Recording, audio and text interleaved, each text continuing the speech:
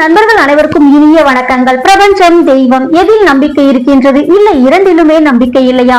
இரண்டிலுமே நம்பிக்கை இல்லை என்றாலும் கண்டிப்பாக நாம் ஒப்புக்கொள்ள வேண்டிய ஒரு விஷயம், நாம் இந்த உலகில் பிறந்தது முதல் வாழ்ந்து கொண்டிருப்பது வரை ஏதோ ஒரு சக்தி நம்மை இயக்கி கொண்டிருக்கின்றது என்பதை நாம் யாராலும் மறுக்க முடியாத உண்மை.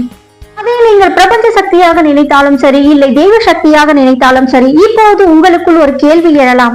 அப்போது ஏன் கோவில்கள், பூஜைகள், புனஸ்காரங்கள், தெய்வ வழிபாடுகள் எல்லாம் எதற்காக செய்கின்றோம் என்ற கேள்வி எழலாம். ஆழ்ந்து சிந்தித்து பாருங்கள்.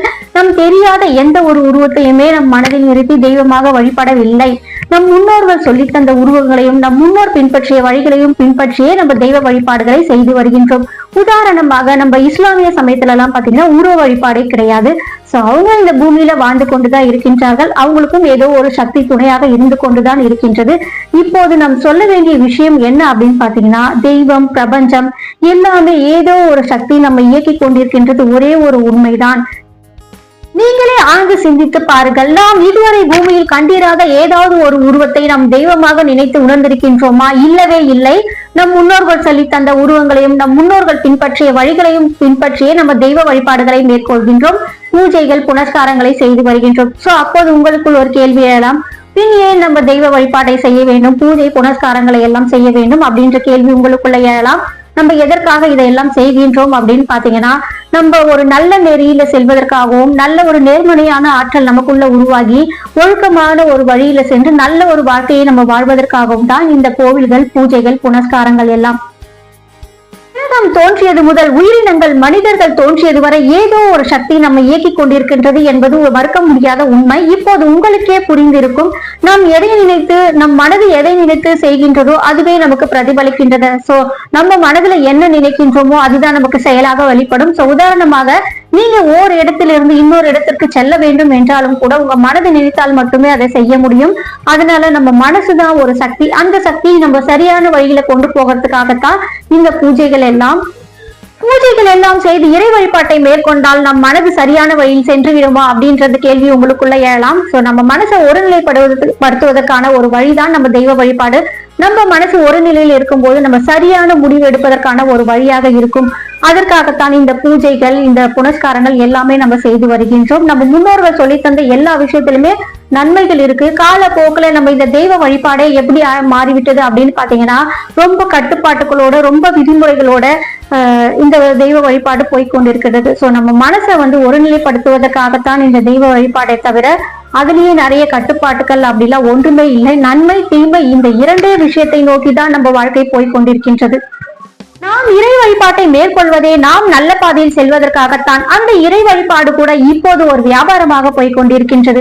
பணம் கொடுத்து விட்டால் இறைவனை கூட பக்கத்தில் சென்று பார்க்கலாம். அந்த சூழ்நிலையில் தான் நாம் வாழ்ந்து கொண்டிருக்கின்றோம். சோ அது மட்டும் இல்லாமல் இந்த பூஜைகளை செய்யுங்க, இந்த பரிகாரங்களை செய்யுங்க, அப்பதான் உங்க வேண்டுதல்கள் எல்லாம் நிறைவேறும் அப்படின்னு கோவில்கள்ல போனா நிறைய வேண்டுதல்களை செய்யுங்க அப்படின்னு தான் சொல்றாங்க. எந்த தாய் தந்தையாவது பிள்ளைகளிடத்தில் எதையாவது எதிர்பார்க்குமா?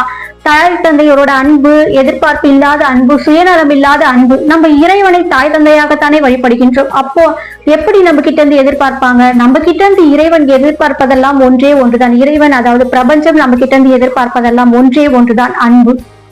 பிரபஞ்சம், தெய்வம் இரண்டுமே நமக்கு சொல்லக்கூடிய விஷயம் ஒன்றே ஒன்றுதான். உலகம் தோன்றியது எப்படி ஆண் பெண் என்ற இரு வகையில் இருக்கின்றதோ அதே மாதிரி நன்மை, தீமை இந்த இரண்டே விஷயத்தை நோக்கிதான் இந்த பிரபஞ்சம் போய்கொண்டிருக்கின்றது. நம்ம நல்ல வழியை தேர்ந்தெடுப்பதற்காகத்தான் கோவில்கள். நம்ம மனசே கோவில் தான். நம்ம வீட்டில இருந்தே பூஜைகள் செய்து கொள்ளலாம். பிறகு ஏன் கோவில்கள் என்ற கேள்வி கூட உங்களுக்குள் எழலாம். எல்லாருடைய வீடுகளிலும் அமைதியான சூழ்நிலை அமைந்து விடாது. அதற்குண்டான ஒரு வழியாகத்தான் கோவில்கள் அமைக்கப்பட்டது. கோவில்கள் நம்ம தனிமையாக போயிட்டு நம்ம மனசை ஒருநிலைப்படுத்திக் கொள்வதற்கான ஒரு இடமாகத்தான் கோவில்கள் அமைக்கப்பட்டது. இந்த பிரபஞ்சம் நம் உலகில் சந்தோஷமாக வாழ்வதற்கு தேவையான அனைத்தையுமே கொடுத்து விட்டது. நாம் தான் தேர்வு செய்து கொள்கின்றோம். நம் சந்தோஷமாக வாழ்வதும் அதை கஷ்டமாக அமைத்துக் கொள்வதும் நம் கையில் தான் இருக்கின்றது. நம் அன்பு, கருணை என்ற அடிப்படையில் நம் வாழ்க்கையை நல்ல பாதையில கொண்டு செல்லும் போது நம் இந்த உலகில் சந்தோஷமாக வாழ்வதற்கு தேவையான அனைத்தையுமே இந்த பிரபஞ்சம் கட்டாயமாக கொடுத்துவிடும். இதில் உங்களுக்கு துளி கூட சந்தேகமே வேண்டாம். இதை மறுத்து நீங்க தீமையான வழியில செல்லும் போதுதான் அதற்குண்டான பலனையும் நீங்க கண்டிப்பாக அனுபவித்துத்தான் ஆக வேண்டும். நம்ம இன்னொரு முக்கியமான விஷயத்தை பற்றியும் இந்த பதிவுல பார்த்துடலாம். பிறந்தால் தீட்டு, இறந்தால் தீட்டு, பெண்கள் தீட்டு அப்படின்னு சொல்றாங்க. நம்ம மனம்தான் கோயில், நம்ம மனதில் தான் இறைவன் குடிக்கொண்டிருக்காங்க அப்படின்னு சொல்றாங்க. அப்ப நம்ம மனசுல இறைவன் குடிக்கொண்டிருக்கும் போது தீட்டு எங்கிருந்து வந்தது? இறைவன் கோவிலுக்கு செல்லும் போதுதான் தீட்டுன்னு சொல்றாங்க. அப்ப இறைவனே நம்ம உள்ளத்துல குடிக்கொண்டிருக்காங்களே, அப்ப தீட்டு எங்கிருந்து வந்தது? நீங்களே சிந்தித்து பாருங்கள். அதுவும் ஆண்களோட மனசுல வாழை குமரியாக பெண்கள் வாழ்ந்து கொண்டிருக்காங்க அப்படின்னு சொல்றாங்க. அப்ப பெண்களுக்கு இல்லையா? கணவன் மனைவி இருவருமே சரிபாதி அப்படின்னு சொல்றாங்க. அப்ப கணவன் மனைவி இருவருமே ஒன்று அப்படின்னும் போது ஆண்களுக்கு இல்லையா தீட்டு? ஆண்கள் மனதில் பெண்கள் வாழைக்குபடியாக வாழ்கின்றார்கள் என்று சொல்கின்றார்கள். அப்போது பெண்களுக்கு மட்டும் தீட்டா, ஆண்களுக்கு இல்லையா? நீங்களே சிந்தித்து பாருங்கள். நம் வணங்கக்கூடிய தெய்வமாக சிவன் பார்வதி கூட சிவன் பாதி சக்தி பாதியுமாகத்தான் இருக்கின்றார்கள். நீங்களே சிந்தித்து பார்த்தால் தீட்டு எங்கிருந்து வந்தது என்பது உங்களுக்கே தெரிந்துவிடும்.